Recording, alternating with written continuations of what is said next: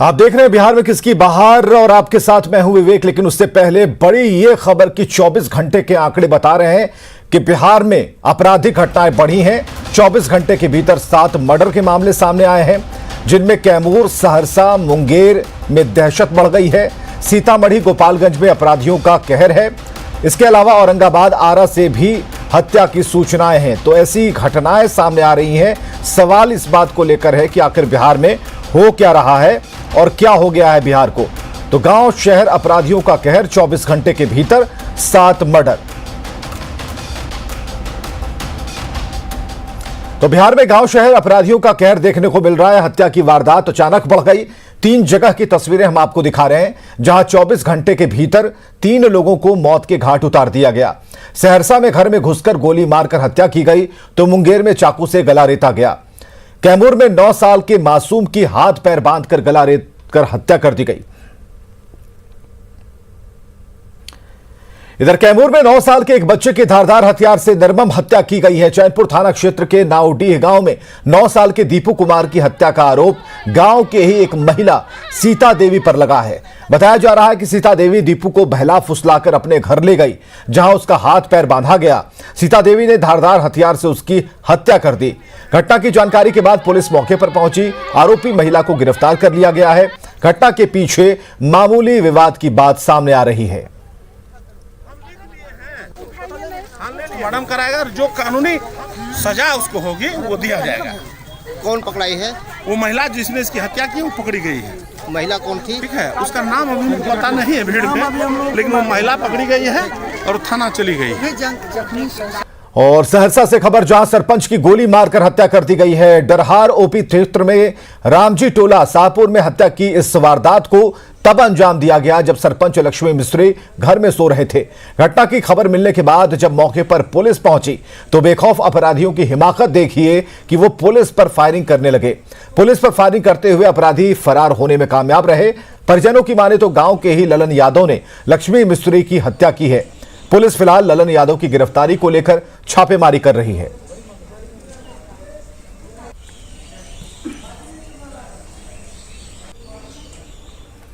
इधर चारा घोटाले में सजा याफ्ता लालू प्रसाद यादव की जमानत पर सुनवाई टल गई है। 27 नवंबर तक यह सुनवाई टाली गई है। सीबीआई ने कोर्ट से सुनवाई के लिए वक्त मांगा था और इसके बाद यह सुनवाई 27 नवंबर तक के लिए टाल दी गई है।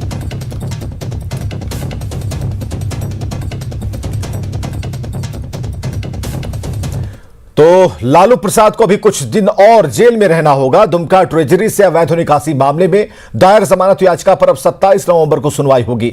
हालांकि लालू प्रसाद के वकील ने कहा कि अगर 27 नवंबर को सीबीआई की ओर से कोई हाजिर नहीं होगा तो भी उस दिन उन्हें जमानत मिल सकती है और वे बाहर आ सकते हैं। लालू प्रसाद के वकील प्रभात कुमार से बात की हमारे सहयोगी उपेंद्र कुमार ने। साथ हैं प्रभात कुमार, इनसे हम बात करते हैं। प्रभात जी, ये बताइए कि लगातार आप केस देख रहे हैं, ये कौन सा मामला था और क्या हुआ?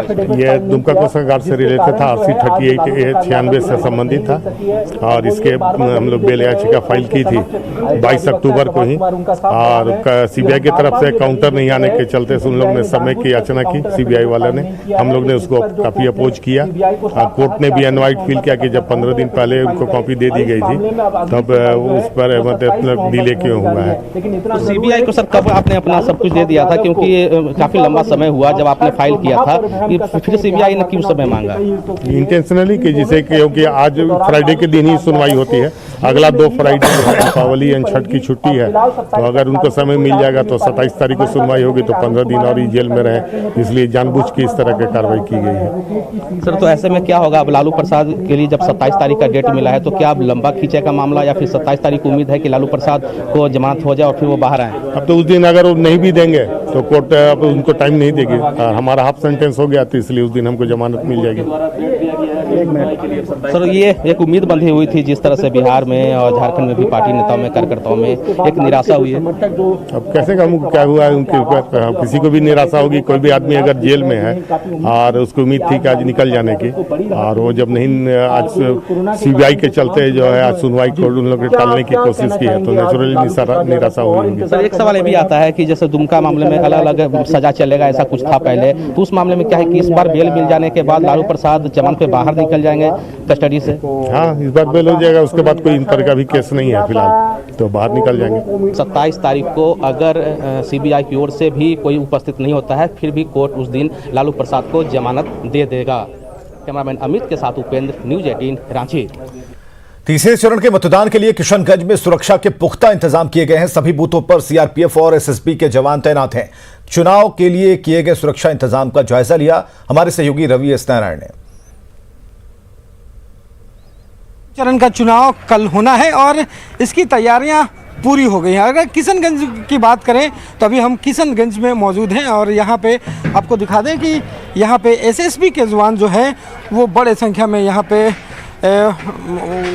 मौजूद हैं और यहाँ पे बैरिकेडिंग की गई है और सारे लोग जो हैं यहाँ से डिप्यूट किए जा रहे हैं और जितने भी विधानसभा क्षेत्र के जो भी बूथ होंगे वो सारे बूथों में यहाँ पे एसएसबी के जवान, अर्धसैनिक बल, सारे जो लोग हैं वो यहाँ पे रहेंगे। तो यहाँ पे तैनाती जो है वो मजबूती से की गई है। कैमरा पर्सन से कहेंगे कि वो आपको तस्वीरें यहाँ पे दिखाएं कि कितने बड़े संख्या में यहाँ पे मौजूद हैं लोग और यहाँ पे लगातार तैयारियाँ की जा रही है। हमारे साथ जो यहाँ पे किशनगंज के जो सहयोगी हैं आशीष हमारे साथ हैं। आशीष, यहाँ पे बताइए कि बड़े संख्या में एसएसबी के जवान उतरे हैं और कैसी तैयारियां हैं यहाँ पे?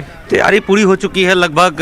यहाँ पे 4 विधानसभा है, सभी के लिए पेट्रोलिंग पार्टी और जो मजिस्ट्रेट सभी की तैयारी के साथ भेजा जा रहा है। सबको अपने गंतव्य जगह तक पहुँचना है। यहाँ पे कहा जा रहा है कि जो बांग्लादेश और नेपाल के बॉर्डर से भी सटता है, तो सुरक्षा को लेकर के कितने तैयार है? क्या चॉपर से भी निरीक्षण होगा? जी, अभी हमारे थोड़ी देर में वहाँ पे एसपी साहब का कहना है कि 1 घंटा के अंदर में यहाँ से चॉपर भी उड़ेगा जो कि निरीक्षण के लिए निकलेगा। देखिए, यहाँ पे आपको बता दूं कि एक ढंग से नहीं बल्कि चॉपर का भी इस्तेमाल किया जाएगा और उससे निगरानियाँ रखी जाएंगी। जो बॉर्डर के इलाके हैं पूरी तरह से सील कर दिए गए हैं। तो यहाँ पे किशनगंज में मतदान सही और सुरक्षित हो, इसके लिए पूरी तैयारी कर ली गई है। कैमरा पर्सन अजय के साथ रवि एस नारायण, न्यूज़ 18 किशनगंज। और इधर सुपौल प्रशासन पूरी तरह तैयार है। यहां डीएम महेंद्र कुमार और एसपी मनोज कुमार ने सुरक्षा बलों और मजिस्ट्रेट पदाधिकारियों को ब्रीफ किया और इस दौरान डीएम और एसपी से बात की हमारे सहयोगी अमित कुमार ने। चुनाव को लेकर के चाक चौबंद व्यवस्था है और इसको लेकर के जो सुपौल की अगर बात करी जाए तो सुपौल के जिलाधिकारी और पुलिस कप्तान जो हैं वो अपने मजिस्ट्रेट और सेक्टर जो पदाधिकारी हैं उन्हें ब्रीफ कर रहे हैं। लोगों को बताया जा रहा है कि किस तरीके से जो है आप मतदान केंद्र पे किन किन बातों को ध्यान में रखेंगे, किन किन चीज़ों का अनुपालन करना है आपको, कोविड को लेकर के क्या दिशा निर्देश है, तमाम चीज़ों को लेकर के यहाँ पे ब्रीफ किया जा रहा है। साहब, यहाँ पे निर्धारित है। अभी हम लोग यहाँ पे पीसीसीपी की जो पार्टी है उसको ब्रीफ किए हैं। सभी पार्टियाँ करीब 80% के आसपास आ गई हैं, 20% के आसपास लोग अभी आने वाले हैं। हम लोगों की तैयारी पूरी है। रेटिंग के माध्यम से क्या आप अपील करेंगे? चूँकि फर्स्ट फेज और सेकंड फेज में देखा गया तो मतदान का रेशियो जो है वो थोड़ा धीमा रहा, कम रहा। मैं आपके माध्यम से यही अपील करूंगा कि हम लोगों ने पूरी तैयारी की है। जो भी आपका एक एक वोट, केवल एक यही अपील है लोगों से कि अधिक से अधिक संख्या में घर से निकलें और कल के दिन जो मतदान का दिन है मतदान करें। न्यूज़ 18 भी आप तमाम दर्शकों से अपील करता है कि आप देर न करें, चूके नहीं और लोकतंत्र ने जो आपको अधिकार दिया है उसका आप इस्तेमाल करें, मत का इस्तेमाल करें। कैमरामैन नीलमणि के साथ अमित कुमार, न्यूज़ 18 सुपौल। और सुपौल में तीसरे और अंतिम चरण की वोटिंग के लिए सुरक्षा की सख्त व्यवस्था की गई है। कहीं कोई अप्रिय घटना न हो, इसके लिए बड़े पैमाने पर अर्धसैनिक बलों की तैनाती की गई।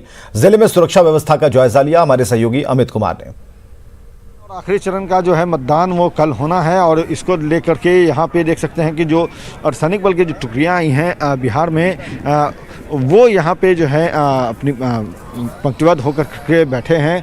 यहाँ पे बीएसएफ भी हैं, एसएसबी हैं। उसके अलावा अगर हम बात सीआरपीएफ कर लें तो तमाम जो बटालियन आई हैं अर्धसैनिक बल की वो यहाँ पे बैठे हुए हैं और सोशल डिस्टेंस का यहाँ पे अनुपालन करते हुए ये तमाम लोग बैठे हुए हैं। इन लोगों का जो है डिप्लॉयमेंट जो है वो थोड़ी देर में होगा। जो जिले के पुलिस कप्तान हैं, जिलाधिकारी हैं, वो यहाँ आकर के फिर इन लोगों को ब्रीफ करेंगे और ब्रीफ करने के बाद जो है सबको ड्यूटी जो है वो बांटी जाएगी। यहाँ देख सकते हैं कि इनका सेक्टर बढ़ चुका है। आवासन मध्य विद्यालय सुमरी भपटियाही का ये मिला है जिम्मेवारी, वहाँ जा कर के ये मतदान करवाएंगे, शांतिपूर्ण और निष्पक्ष मतदान हो, इसको लेकर के ये कवायद की गई है। और अब तक अगर बात कर ली जाए तो 2 चरण के चुनाव जो हैं वो बिहार में संपन्न हो चुके हैं और दोनों ही चरण में कहीं से कोई बड़ी अप्रिय घटना की सूचना नहीं आई है। हम भी यही कामना करते हैं कि कहीं कोई अप्रिय घटना ना हो। तमाम वोटरों से अपील करता है, तीसरे फेज में जहां भी चुनाव हैं उन तमाम वोटरों से अपील करता है कि आप जो है भयमुक्त निष्पक्ष होकर के मतदान केंद्र पे आएँ और अपना मत का इस्तेमाल ज़रूर करें, क्योंकि लोकतंत्र की ये जिम्मेवारी जो है वो आपके कंधों पे है, लोकतंत्र को मजबूत करना। तो उस काम को बिना संकोच किए हुए, बिना देर किए हुए आप जरूर करें। कैमरा पर्सन नीलमणि के साथ अमित कुमार, न्यूज़ 18 सुपौल। विधानसभा चुनाव में किशनगंज में जहां कई मुद्दे हैं, वहां चाय का बागान भी बड़े मुद्दों में से एक है। चाय के बागान से किशनगंज की चुनाव की तस्वीर दिखा रहे हमारे सहयोगी रवि एस नारायण। बिहार विधानसभा में यूं तो कई मुद्दे हैं और सबसे बड़ा मुद्दा अगर कोई है तो वो है रोजगार का। अगर रोजगार की बात करें तो किशनगंज में चाय बागान एक सबसे बड़ा रोजगार का साधन है और अभी हम किशनगंज के ही एक चाय बागान में हैं। ये अगर आपसे किशनगंज नहीं कहा जाए तो आपको किसी दार्जिलिंग से कम नहीं लगेगा और ये है किशनगंज की खूबसूरती। यहाँ पे चाय बागानों में काम करने वाली जो महिलाएं हैं उन्हें बड़े संख्या में यहाँ पे रोज़गार मिलता है, यहाँ पे लोग इस पर निर्भर हैं। तो एक ढंग से कहें कि किशनगंज में जितने भी मुद्दे हों, जितना भी बातें हों, लेकिन एक चाय का जो बागान है वो एक बड़ा मुद्दा है और वो सीधा रोज़गार से जुड़ता है। तो यहाँ पे देख सकते हैं कि कितनी महिलाएं जो हैं अगर एक खेत में काम कर रही हैं तो पूरे किशनगंज में कैसी स्थिति है। लेकिन जो महिलाएं काम कर रही हैं उनसे बड़ा जानना ज़रूरी है। कितने सालों से काम कर रही हैं? 20 साल से करते हैं। 20 साल से? 20 साल से। यहाँ पे इस बार चुनाव है, चुनाव में बहुत सारा मुद्दा है। आपको लगता है कि रोजगार मुद्दा है, ये चाय बागान भी एक मुद्दा है? चाय बागान तो अच्छा लगा दिया है बाबू, तो अभी रोजगार, अभी लेडीज लोग कहाँ पर जाएंगे, यहीं पर खेत के खाते हैं। रोजगार अच्छा मिलता है। रोजगार अच्छा मिलता है? अच्छा मिलता है, डेली कमाते हैं। कितने परिवार के लोग इस पे पलते हैं? बहुत सारे परिवार, 5, 3, 4 आदमी परिवार से आता है। इस बार के चुनाव में क्या लगता है कि ये कितना बड़ा मुद्दा है ये सरकार के? देखिए, अभी जो सरकार है इन्होंने अगस्त सितंबर में चाय को कृषि उद्योग आधारित उद्योग का दर्जा दिया है। जो लोगों के मन में एक भावना थी कि टी सिटी बनेगा किशनगंज, तो मगर टी सिटी बनने के रास्ते अब क्लियर हो गए हैं। तो जो भी सरकार आएगी वो चाय बागान की ओर उसको ध्यान देना चाहिए। और चाय बागान को क्या है कि हर स्टेट में भारतीय चाय बोर्ड का प्रतिनिधित्व रहता है, मगर बिहार का नहीं है। मगर हमने कई सालों से अनुरोध किया है, तो अब जो भी सरकार आए और इस पर विशेष ध्यान दे, क्योंकि ये सबसे ज़्यादा बड़ा रोजगार देने वाला उद्योग है। चाय को एक इंडस्ट्री का दर्जा दिया गया है, उसमें शामिल कर लिया गया है कुछ महीनों पहले और ये एक अच्छी बात है। लेकिन सबसे बड़ा बात है कि क्या किशनगंज को चाय टी सिटी के घोषित किया जाएगा, ये भी एक किशनगंज वासियों के लिए एक बड़ा मुद्दा है। कैमरा पर्सन अजय के साथ रवि एस नारायण, न्यूज़ 18 किशनगंज। और वाल्मीकि नगर लोकसभा से लेकर विधानसभा चुनाव की तमाम तैयारियां पूरी हो चुकी हैं। कल सुबह 7 बजे से मतदान की प्रक्रिया शुरू हो जाएगी, जो शाम 4 बजे तक चलेगी। पश्चिम चंपारण में पड़ने वाला ये विधानसभा सीट मुख्य रूप से कृषि पर आश्रित है और यहां ईख की खेती सबसे ज्यादा होती है। जायजा लिया है हमारे सहयोगी आनंद अमृतराज ने। तो इस वक्त हम पश्चिम चंपारण के एक विधानसभा क्षेत्र में हैं और हमारे हाथों में आप ऊख देख सकते हैं। और जाहिर सी बात है, इस इलाके में सबसे ज़्यादा खेती ईख की ही होती है। और इस वक्त हम वाल्मीकि नगर विधानसभा क्षेत्र में है, जो बघा 2 में पड़ता है। और इस बार मुकाबला इंडिया और महागठबंधन के बीच में है। और जाहिर सी बात है, ऊख की मिठास किस ओर जाएगी ये तो कल सुबह में ही पता चल पाएगा, जब वोटिंग होगा और 10 तारीख को परिणाम क्या आएगा। लेकिन हम आपको तस्वीर दिखा रहे हैं कि इस वक्त ईख की खेती हो चुकी है, ईख कट भी चुका है और गुड़ बनाया जा रहा है। और इस इलाके के लोगों के लिए सबसे महत्वपूर्ण मानी जाती है ईख की खेती और इसी से इनका रोजी रोटी भी चलता है। तो हमने ईख की पेराई आपको दिखाई, अब गुड़ बनाते हुए दिखा रहे हैं। तो इस गुड़ की मिठास को अपने पाले में करने के लिए तमाम राजनीतिक दलों ने पूरी ताकत झोंक दी है। तो जाहिर सी बात है, अब ईख की मिठास, गुड़ की मिठास किस उम्मीदवार को मिलता है ये जानना बेहद दिलचस्प होगा। हम सिर्फ आपको समीकरण बता रहे हैं कि इस बार मुकाबला बेहद कड़ा माना जा रहा है। महागठबंधन के राजेश सिंह जो कांग्रेस के उम्मीदवार हैं और जेडीयू के रिंकू सिंह, उन दोनों के बीच में मुकाबला है। और कल सुबह में 7 बजे से जब मतदान का कार्य शुरू होगा तो ये देखना दिलचस्प होगा कि इस बार वोटर का उत्साह किस ओर जाता है। कैमरामैन सुबोध के साथ आनंद अमृतराज, न्यूज़ 18 नेटवर्क, वाल्मीकि नगर। और यहां रुकेंगे ब्रेक के लिए।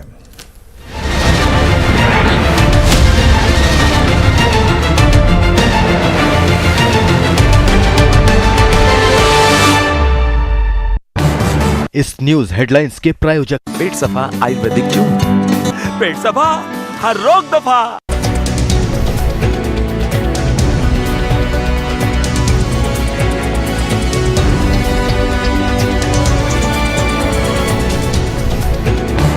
इस न्यूज हेडलाइंस के प्रायोजक पेट सफा आयुर्वेदिक जून, पेट सफा हर रोग दफा।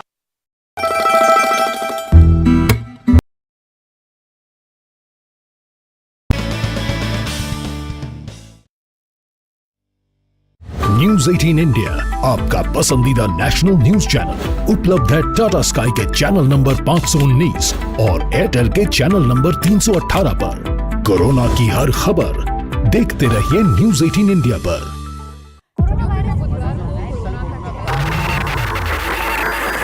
हम सिर्फ खबर ही नहीं दिखाते, हमारी कोशिश है झूठ छानकर सच दिखाने की, हौसला बनकर हर पल साथ निभाने की। हम करते हैं रोज कोशिश अपने बिहार को बेहतर बनाने की। खबर आपकी, ख्याल आपका, देखिए अपना बिहार। रोज बढ़ रहा है आगे, रोज गढ़ रहा है इतिहास, साथ ही आज लड़ रहा है कोरोना से। जानिए झारखंड की सुबह शाम की तमाम हलचलों की खबर। जोहार झारखंड में।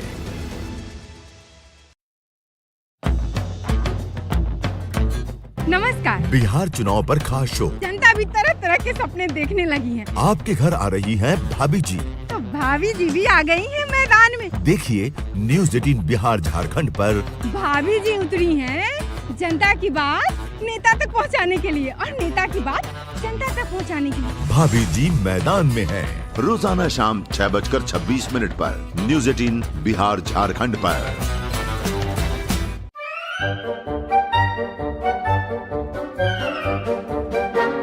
अखबार हुआ ठप, आउटडोर हुआ बेकार, टीवी ही दे रहा है विज्ञापन को तेज रफ्तार। करोड़ों दर्शकों तक न्यूज़ 18 पहुंचाएगा आपका ऐड। न्यूज़ 18 की टीम दमदार बनाएगी आपका ऐड शानदार। जल्दी कीजिए, कहीं छूट ना जाए ये सुनहरा मौका। हमें मेल करके उठा लीजिए बड़ा फायदा। ये स्पेशल ऑफर है अगले 15 दिनों तक। साथ ही मिलेगा हमारी वेबसाइट पर प्रमोशन। आज ही मेल करें adsales@nw18.com पर। न्यूज़ 18 इंडिया आपका पसंदीदा नेशनल न्यूज चैनल। देखिए डीडी फ्री डिश पर बिग मैजिक और 9XM चैनल के बीच। कोरोना की हर खबर देखते रहिए न्यूज़ 18 इंडिया पर। भैया राम राम, नमस्कार। ना जाना कुछ बता रहे हैं, कुछ चेता रहे हैं। आपने लॉकडाउन के दौरान देखा कि हम क्या कर रहे हैं। कोरोना काल में लोग एक दूसरे को समझा रहे हैं। बड़े बड़े लोग वीडियो बना रहे हैं। आप गाना जानते हैं तो गाइए या फिर अपना हुनर दिखाइए। वीडियो बनाइए और हम तक पहुंचाइए और घर बैठे बनिए स्टार।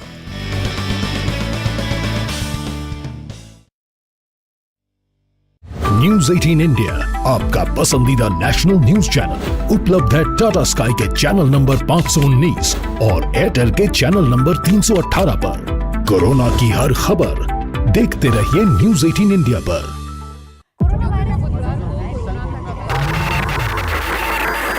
हम सिर्फ खबर ही नहीं दिखाते, हमारी कोशिश है झूठ छानकर सच दिखाने की, हौसला बनकर हर पल साथ निभाने की। हम करते हैं रोज कोशिश अपने बिहार को बेहतर बनाने की। खबर आपकी, ख्याल आपका, देखिए अपना बिहार।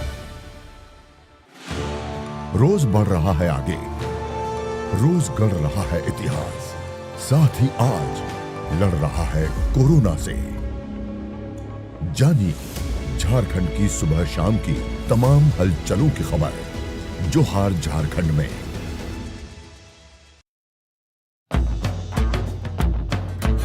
नमस्कार। बिहार चुनाव पर खास शो। जनता भी तरह तरह के सपने देखने लगी है। आपके घर आ रही हैं भाभी जी।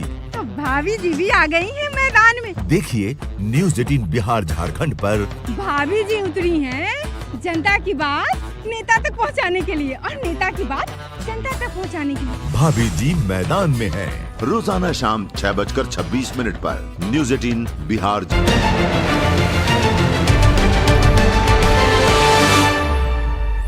अगली खबर है सीतामढ़ी से, जहां के बैरगनिया में हाल के दिनों में अपराध का ग्राफ बढ़ा है। आदमवंद गांव के 23 साल के युवक की अपराधियों ने हत्या कर दी और शव को फेंक दिया। शव बरामद होने के बाद स्थानीय लोगों ने सड़क जाम किया, प्रदर्शन किया और आरोपियों की गिरफ्तारी की मांग की।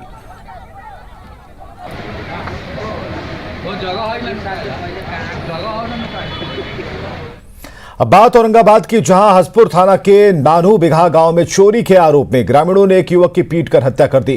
फिलहाल पुलिस शव को कब्जे में लेकर मामले की जांच कर रही है। बताया जा रहा है कि चोरी की नीयत से घर में घुसे युवक को ग्रामीणों ने पकड़ लिया, उसके बाद उसे जमकर पीटा। सूचना मिलने के बाद पहुंची पुलिस ने उसे इलाज के लिए सदर अस्पताल में भर्ती कराया, जहां उसकी मौत हो गई।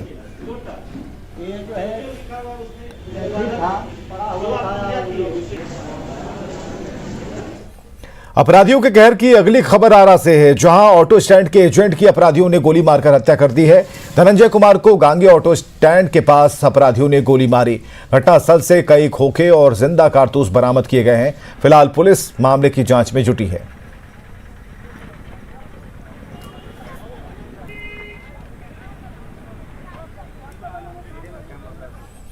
अमेजन ग्रेट इंडियन फेस्टिवल के जरिए आपको अपनी जरूरत के सामान पर बम्पर छूट दी जा रही है, लेकिन सबसे बड़ी डील हासिल करने के लिए बने रहिए अमेजन के साथ, जो दिन में 3 दफे हॉट डील का ऐलान करता है।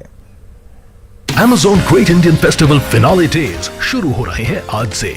आखिरी मौका ग्रेट डील्स पाने के लिए लेटेस्ट फैशन, स्मार्टफोन्स और अप्लायंसेस पर। ये हैं आज की टॉप डील्स। Redmi 9 सिर्फ 8,999 रुपए में। Samsung Galaxy Tab A7 सिर्फ 16,999 रुपए में। Samsung 6.2 kg fully automatic washing machine सिर्फ 12,999 रुपए में। OnePlus Nord 5G की कीमत 27,999 रुपए से शुरू।